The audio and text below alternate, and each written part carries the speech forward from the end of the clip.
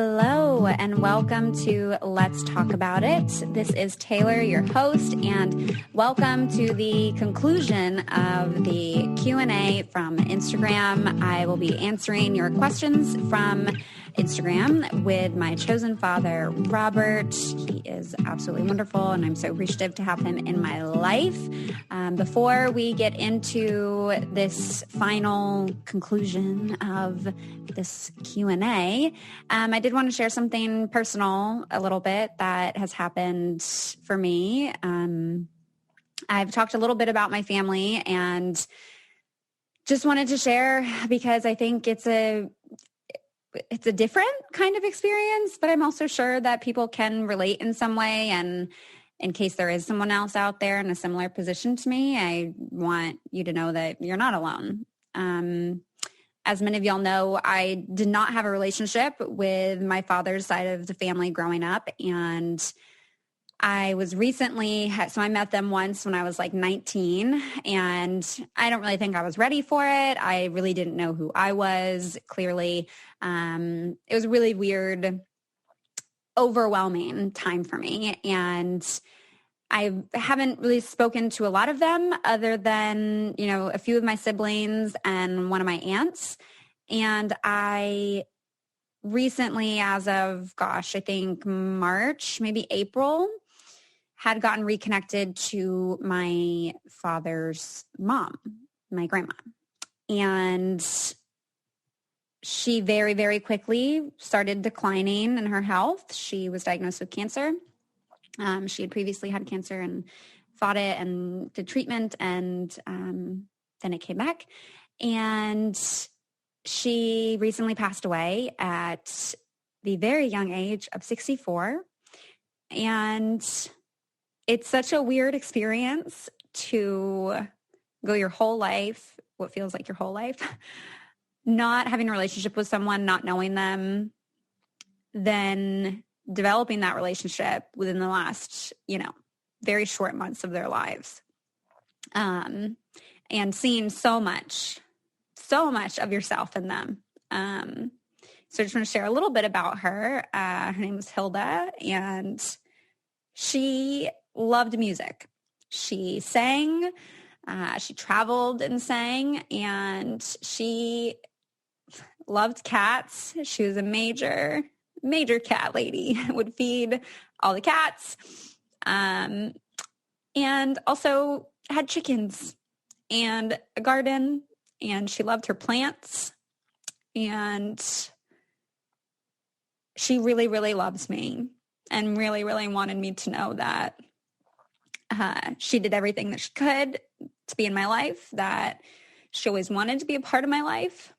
And I'm so thankful that I was able to reconnect with her in the ways that I did. And I don't know how I feel about it yet, but I might share portions of our conversations in a future episode.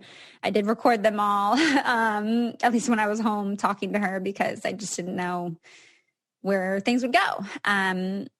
But yeah, so much of my personality that I've, came into my being, all strangely, it feels like it's come from her, even though she wasn't with me growing up physically. We never spoke. And even the one day that I met her, I was meeting everybody else at the same time, and we didn't really have a lot of one-on-one time at all. But yeah, it's just really hard. And she, went through terminal agitation and just kind of, her body just shut down. And it's very, very hard. I'm sure many people can relate to this, of losing someone during this pandemic, of not being able to see them, of being far away. I am vaccinated now, and it still feels very, very hard for me to travel. And my family is not vaccinated. And so there's so many layers here, as I'm sure many folks have had to, navigate. But yeah,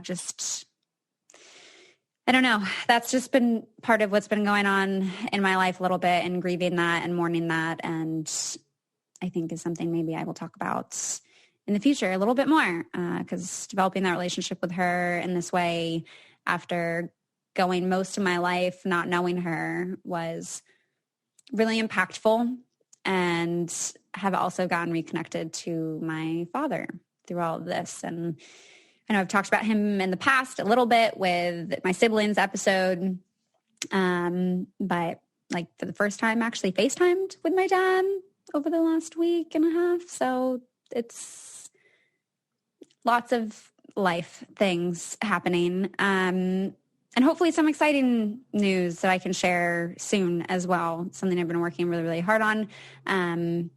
But I will give more life updates later, I guess. And I'm also not sure if you all even want more personal updates and things on the podcast, or if you are wanting more of the education and having guests on. So feel free to comment on the podcast page on Instagram, which is at Let's Talk About It _podcast, or feel free to leave a review. I take that back because I'm not reading them, because most of them are terrible and not good for my mental health. So I'd say comment on the podcast page on Instagram if you want to give any kind of feedback there. Or I guess feel free to DM me. I'm occasionally checking that. So boundaries and balancing life things. All of the things. So thank you for tuning in. Thank you for listening and supporting this space. And we will now get back to the Q&A, which left off with asking if I'm a nanny outside of Instagram. So let's talk about it.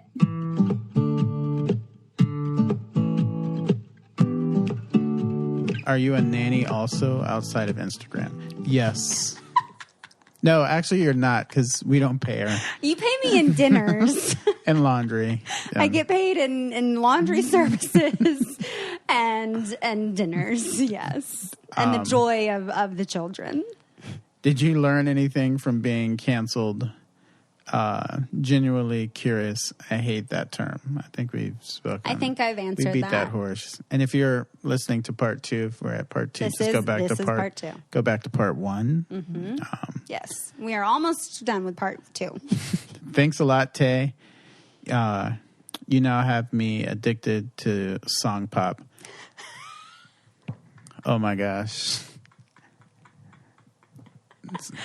I can't Rob is right there with you. I hate it. I love to hate it. I hate to love it. Yeah. Are you willing to answer about batch friends, or is that outside of the boundary limits? It's so respectful. I love that.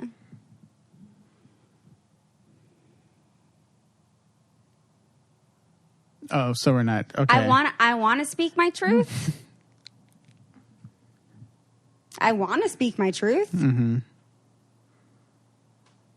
So let's move on. They know their words can push someone to... There's one below that. Or next to it. Look at the same icon. Now this is all like confusing me now. I've probably been reading No, I've probably been reading questions that were 1, but as 2. I hope you have a good support system, because these online people can be so mean. Don't they know that words can push someone to attempt suicide? Stay strong. They do know that, and they want that. And that is why I say I was, quote unquote, go back to episode 1, canceled and not being held accountable, because people do know that. And that is exactly what they wanted. And at the same time, yes, there is a portion of people, much smaller, who genuinely were confused, felt betrayed, need time, and probably need some background and acknowledgement to be able to wrap their heads around who they've known me as and where they're learning I've came from. Mm-hmm. Yeah. And then again, how are you doing? What happened to you and Vanessa? Are you still friends with Vanessa? These people are probably blowing Vanessa up too. Do you still counsel people as a therapist? Or how do you make money? Episode 1. Part 1. Or just go back. Are you still friends with Vanessa? Not a question, but you are beautiful inside and out. Will you be doing more ads, brand partnerships like swipe ups and codes? It's kind of a weird question. Like, that to me, I mean, just internally as I'm like this, a flag. I know. It's just like, you know, because I don't know if this person is a supporter or a hater, you know, like, but yeah. But I go ahead. Do you want to answer that? I don't think you've answered that. I mean, I think you did, but yeah. I mean, I talked a little bit about how I feel about being transparent and being open and honest and vulnerable about money and how I make money. And like, part of me kind of was, there's like a slight entitlement, not necessarily in this question, but that I get in other comments, a slight entitlement and like assumption that I feel is put on me. And maybe that's part of what I've reinforced, where I feel like, what other influencers are fucking talking about like their finances? You mean from The Bachelor or just in general? Yeah, like what fucking Hannah G or whatever, Lauren's, they're making multi-millions, and who's asking them, you know? They could be, they couldn't, who knows what they're making. I don't know, but whatever, beside the point, I digress. I would like to, because obviously anyone would. If you have the opportunity, if you have the audience where brands want that exposure, that's money that you can be making. I have been very intentional. Starting off, I was not, because I didn't know what I was doing on Instagram. I was still figuring out, you know, how the fuck does this work being in the public eye? But I would like to do that. And I did get really intentional about what brands I really liked working with and how they supported me and how they supported, you know, the values that I hold, and the communities that I care about. And I really loved, and I have had great relationships with almost all of the brands that I partnered with. And, you know, a lot of them still want to work with me, and a lot of them feel like it's hard to, and rightfully so. My page has turned into a scary place. But I mean, you're still like perspective, like in the grand scheme of things, like you're doing pretty, I mean, you're not doing bad. I mean, you're doing bad.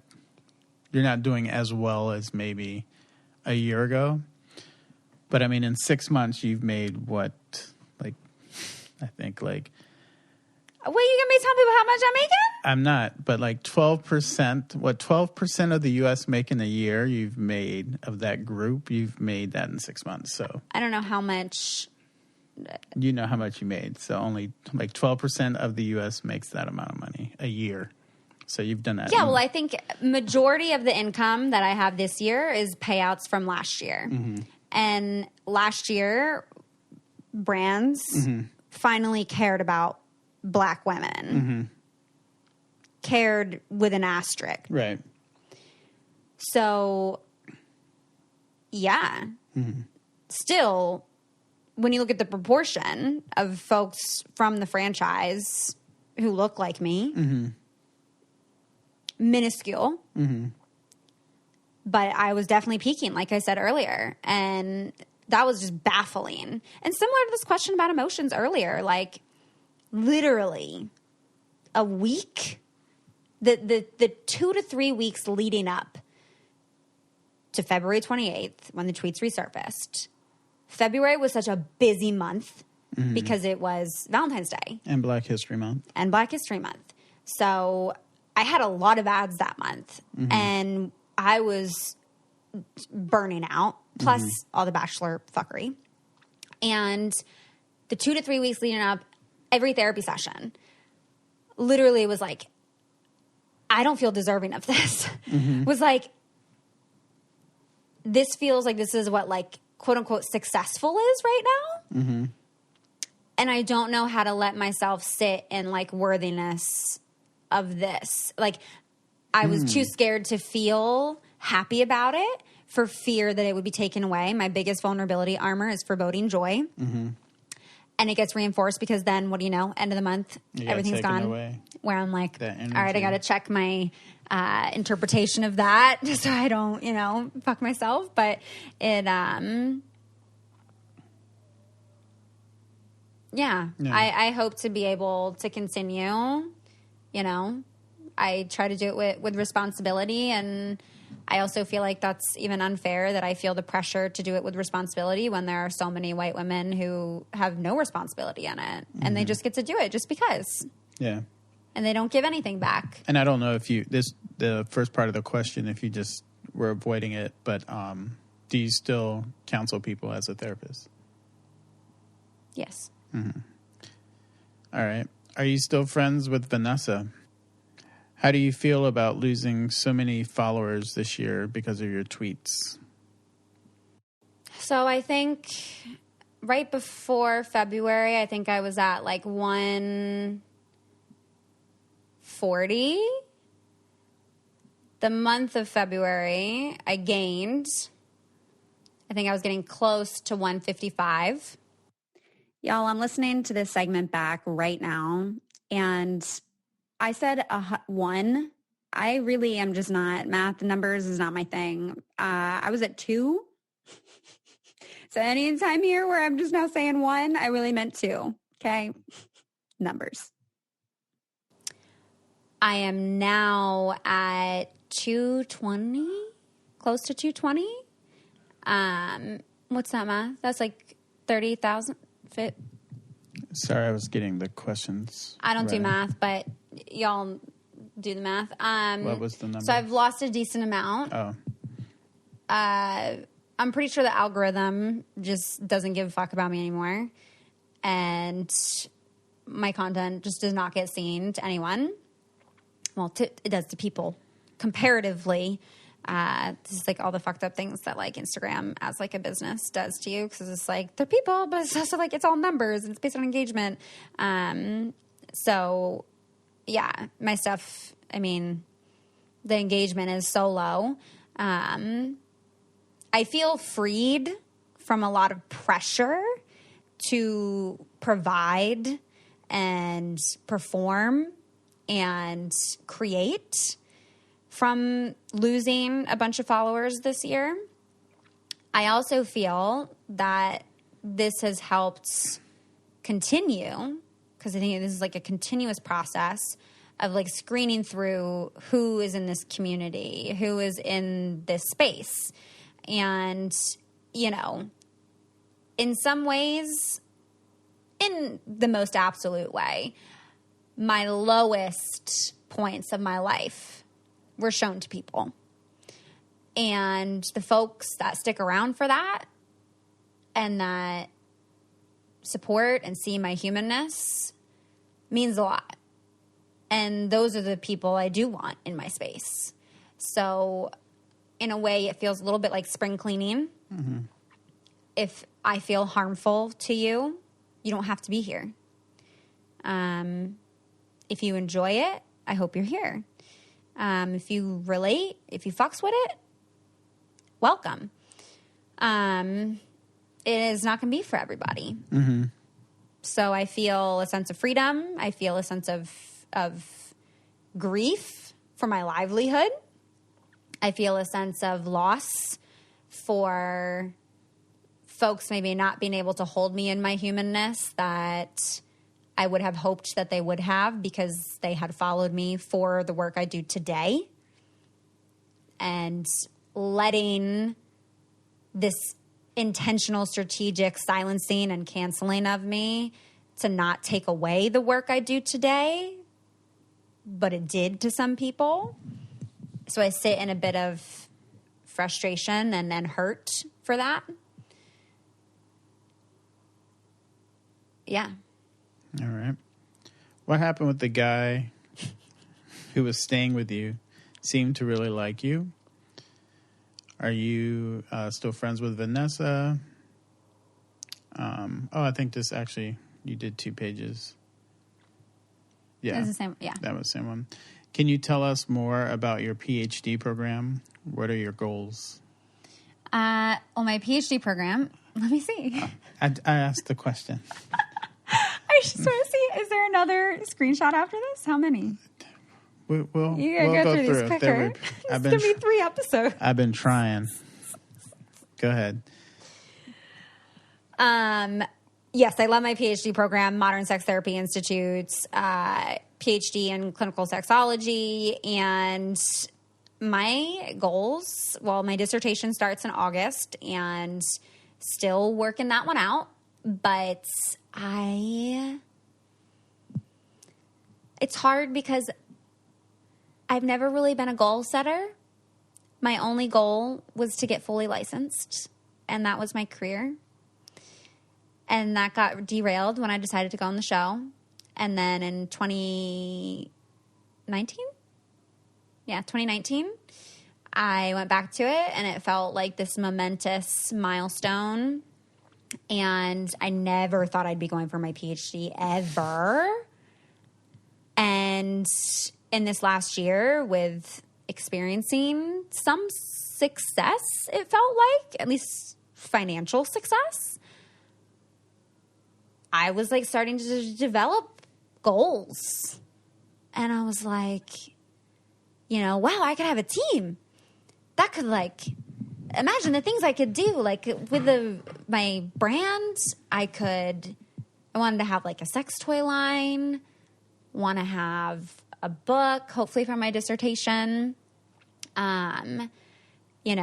speaking at universities, holding groups. Like, I love doing group work. He's telling you can't do that, though. I don't think I can anymore. I don't believe that. And if you tell yourself that, you won't. True, I know. If you maybe with time, but if you ever need a cat pick me up, I sent you one. Check DM. If I ever need a cat pick me up, like to look at a cat. Oh, I thought they were saying if they. I know that's what you thought by how you read it. Will you visit Victoria again? Yeah. All right. Will you foster kittens again anytime soon? Yeah. Not in that small 1-bedroom apartment, though, but hopefully we get on it. Yeah. No question. Just want to say I'm so sorry for all the bullshit you've been going through on here. I love you.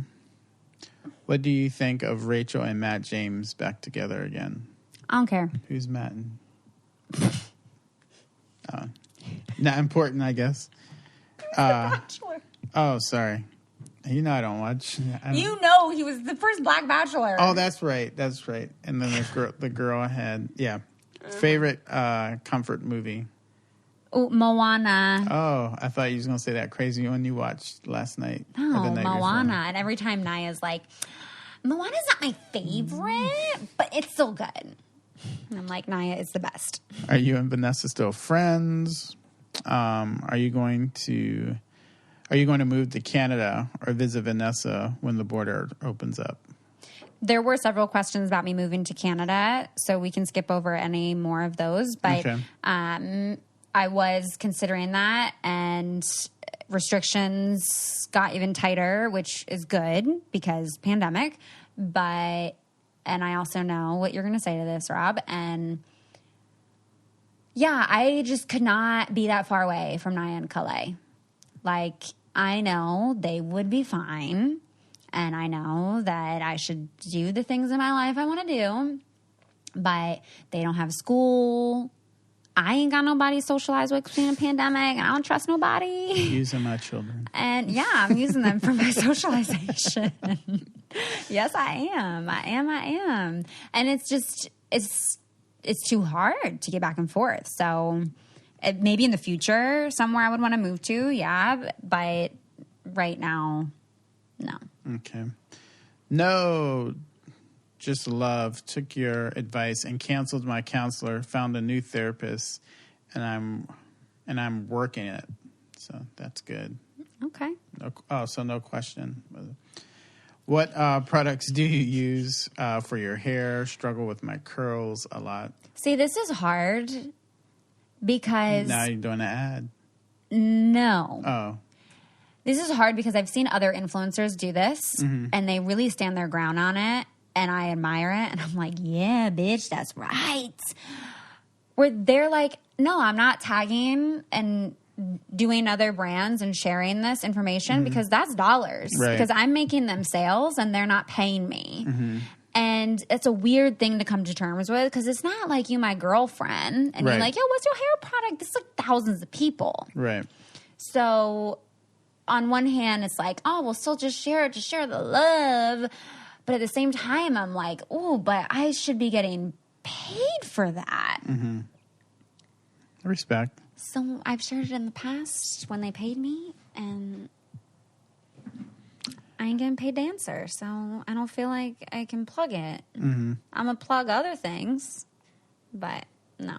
How close are you to getting your PhD? Dissertation will start in August, and then I believe I will graduate. I don't know if it's May or August of next year. Okay. Dissertation's a year. Lily, and I hope that you're okay. Oh. They talked to who's? Never mind. How are you doing these days? Are you going to foster more kittens? I could use the cuteness. We've gone there. Me too. I need that back. Would you ever do online course for sex positivity as a sexologist? Yes, that was something I forgot to add in the goals. Was working on courses to put out. And there's some that I've been wanting to do on like unpacking internalized white supremacy as well. But again, collaboration, teamwork, and when you are trying to get your basic needs met, when you are trying to reestablish your livelihood, that's really hard to have that creativity, and you're moving through trauma and you're moving through depression all at the same time. I was there previously in February. I feel like I had momentum and I had team, and I was able to start seeing those things as like a real life thing. I'm not there right now. I hope in the future I will be there. And I'm glad that that matters and that you find value in that. And I hope that you do when I'm going to believe in myself and say when I do those things. Nice. We only have a few more to go. Okay. Advice for someone who has trouble getting the big O with a partner. Sex courses? Oh, yeah. Yeah, I do have a lot of responses to that. And yeah, same thing I just said previously. Please be on the lookout to support that when I'm able to put that out there. And there are also a lot of other women of color who I bring on the podcast who have courses available that folks can support as well. No question. Just want to say you're a bad bitch, and I really appreciate what you have to say. Yeah, my voice matters. I gotta be a bad bitch again. Right. And it's about moving to Canada. Favorite hike in... Don't you be giving me that favorite look. hike in the Seattle area. I'm interested. What's your favorite hike? PCs... Citizens don't count. What's your favorite hike? I haven't been there literally since before the pandemic, okay? I do really like, don't you even? It's been a minute, okay? I like Rattlesnake. Oh, yeah, you've gone to Rattlesnake. I like Rattlesnake. I also... That's not Seattle area, is it? It's a little outside. Yeah. I don't really consider that there's like legit hikes. There is. In Seattle area. Discovery. I guess when I think a hike, I think like incline. Oh, because now you're this big hiker. Discovery is nice. We all learning today. We all learning. I'm respectfully curious as to what keeps you motivated to keep going. Well, partially the kids. Nia and Calais. They be doing a lot for me. All right. Maybe I need to be charging you. How is Lily? Have you ever thought of getting another cat? Yeah, but I think honestly since Theo died, because I had her with Theo and he passed away in 2018, and she so came out of her shell. Like, she runs the shit. And I think she'd be fucking pissed. Part of me wants to do it just to, like, kind of, you know, get her a little out of her comfort zone and fuck up a little bit, and then she'll get adjusted. She didn't like those kittens. She was okay with the kittens. Mama, that was a no, and she, like, escaped out of the room, and that was a disaster. But, yeah, I think I'll for sure, I would rather foster a bunch more than get another cat. And even previously when I did foster, I mean, in Baltimore, I fostered like close to 100 cats and kittens and didn't foster fail at all until after Mocha Joe died. And then that's when I got Theo and Lily, like a few months after she passed away. They were my first fosters. And they were also really hard to adopt out because they were both large. Theo was much larger than Lily. And they had FIV, which is like cat AIDS. Yeah. So, and he also had herpes. And so they were a lot harder to adopt out, and they were a pair. Cats get herpes? Yeah. I didn't know that. It's like a cold flare up. Like, they get really snotty and like sneezy. A lot. Yeah.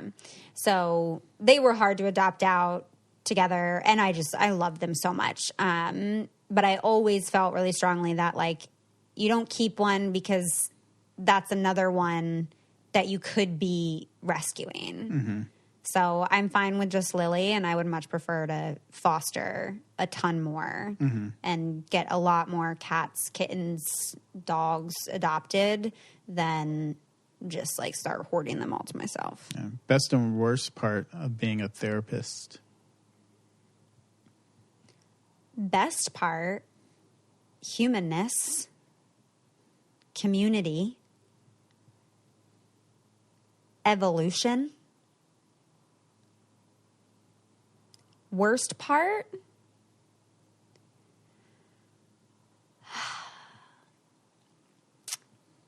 Wanting it to be affordable and reaching the folks that need it while it also being your livelihood and having lots of student debt to get there.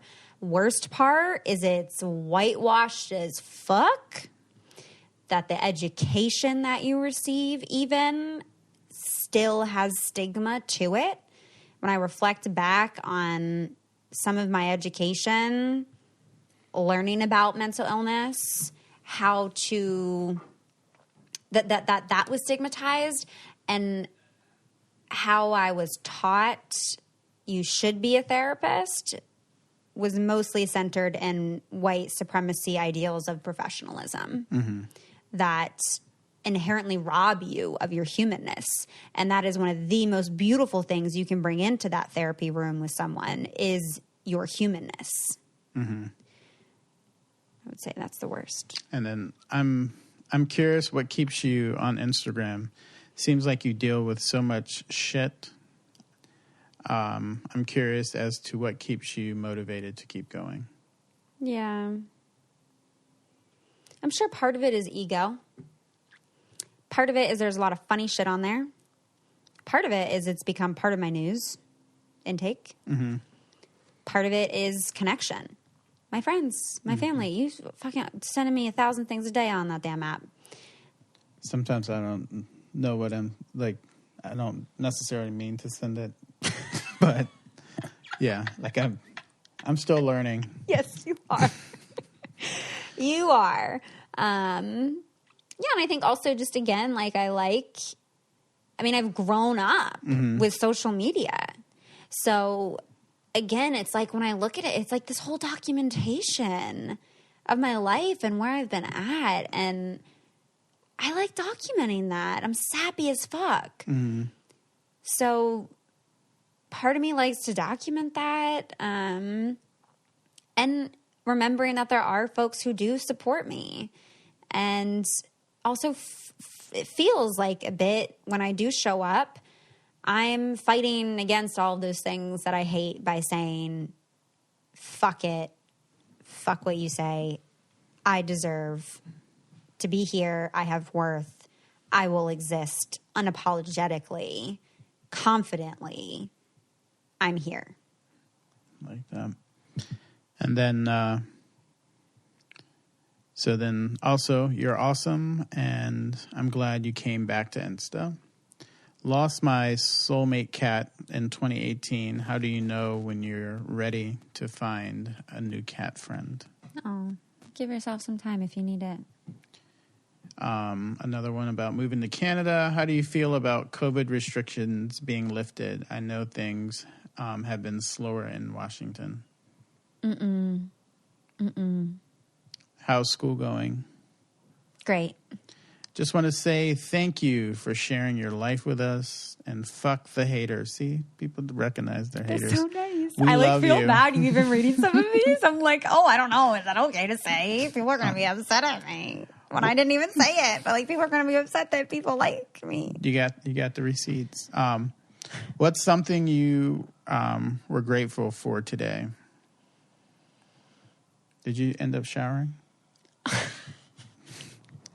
I never followed up. I saw your Instagram post, like, shower, no shower. I did not shower. Oh, Lord. Stepping all up in my house. I have been thankful today for my own personal therapy. I also have been thankful for my clients today. I have been thankful for Lily. I've been thankful for my garden. There are tomatoes coming in. There are strawberries coming in. You got some gardening you need to do. I know. I got too many tomato plants, and I'm bringing them here to steal part of your garden space. But I need you to be thankful for doing that. I'm very thankful for the sharing of space. No, I need you to be thankful to getting it in the space. Them 4 little tomatoes are going to die. They're just sitting in the... Okay, I will do that tomorrow. I will come do that tomorrow. I am grateful today for my resiliency. Nice. How explicit is your OnlyFans? What boundaries do you have there? They got to go find out. Like I'm a promoter. You don't be telling. They got to go. You have to pay to find. People want to know what they're paying into. Oh. I'm not doing like anything fully explicit. There's like mesh and like lacy and like covering up. There's like see-through. I'm not doing any bare, full frontal, completely explicit content. It's not where I'm at. I don't know if that's where I'll go. But for now, exploring it and having fun with it. And I decreased my price on there, so it's much cheaper than it was. Mm-hmm. Also because I'm not on there daily anymore because I'm stressed. Thank you, Mother Earth. Mm-hmm. I like you. I'm sorry for all the hate you get. Are you and Vanessa still friends? What are you doing to take care of your mental health? Sending love. Are you did you want to, I think you answered that. What? I mean, you're still going to therapy and gardening, cats, kids. Are you watching Katie's season of The Bachelor? No. What are you doing to take care of, you're repetitive. Don't do that. Don't do that. Is this the last page? No. Yes. Oh, yes. Favorite mindfulness activity. Favorite mindfulness activity. Breathing. Oh. I literally will just stand, whatever I'm doing, put my hand on my chest and just breathe. If you did another reality show, which would you do?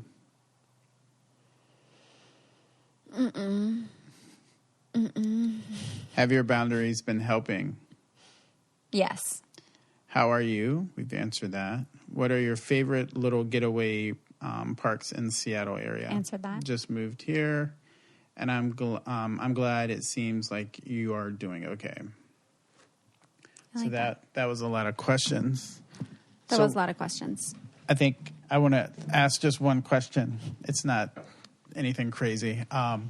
This is but now just a like part episode. Yeah, like no, it's not part 3. This is part 3. I think that, like it's definitely been, I'd say the last 3 months has been a wild journey to watch, and there's been a lot of not so good. I think there's been a lot of like amazing things happening at the same time. But I think like what good and bad, well, we've spoken on the bad, but what good do you feel? Because I believe everything happens for a reason. What good do you feel those tweets being found has been? I think the goodness in that is like showing humanness. Mm-hmm. I think there's a lot of value in that. Mm-hmm. It's hurtful, and that exists as well. Right. I think some of the good for me has been, which feels weird to acknowledge, because it feels like it was this really painful thing for a lot of people to experience, which is valid. And again, like we said, I'm 8-10 years removed from that being. But I do feel like it's helped give clarity on the people in my life that actually get me. Mm-hmm. So as hurtful as that is, I think I've had the confidence through this to stand a little bit more, granted, rocky fucking road. Mm. And I don't think it's been until maybe even the last 2 weeks that I feel stronger in my worth, especially in relationship, than I have in the past. Like, I felt like in the past I had owned, the work that I've had to do and whatnot, and now it's just been in a public way of like, yeah, that's a part of my story. Yeah. Right. And I still exist in value. Mm-hmm. Yeah. And all of people's pain and confusion feelings is all valid too. Mm-hmm. It all exists in one, and that's hard. Right. And I understand that. Right. But I also think there's a ton of beauty in that. And I think that is something good. Mm-hmm. And yeah. Nice. And I'm going to close with this question. It might trigger you a little bit. Oh, Lord. But I want you to sit in it. But at some point down the road, Naya and Calais will see those tweets. Oh, Lord, yes. What will you tell them if they ever come to you and say, why did you say these things? I would tell them why I said it. Okay. There's no wrong or right answer. Yeah. I mean, Naya knows right now. She doesn't. No, not like that. Like, right. She knows, she has a better understanding than I will, than I ever had growing up, where I think the piece that I think will confuse them, that I think also has confused a lot of people, is like, why put it on the internet? Mm-hmm. And that I think is an answer of context of where Twitter and where our like level of acceptance and normalization of ableism and fat phobia and racism were at in 2011 as an 18-year-old. Right. So yeah, I think I would explain to Naya, and I think already she would understand that sometimes we say things to hurt other people when we're hurting. Mm-hmm. Sometimes things are normalized to be funny that really are just hurtful. Mm-hmm. And sometimes we try to use humor to cover up our hurt. Mm-hmm. And that also what's high key important is that the things you put out there are a stamp. Mm-hmm. Are a stamp on your character, on what you value, on what you stand for. Mm-hmm. And you might not realize that in the moment. And that's what I didn't realize. Mm-hmm. But that will stick with you for a long time. And while it's very hurtful, for everyone involved while it was weaponized.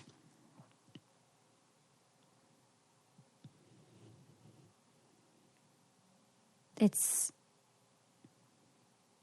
a part of the process that I think everyone in some capacity goes through. Everyone, no one, no matter what. I see this going around from the past weekend, someone talking about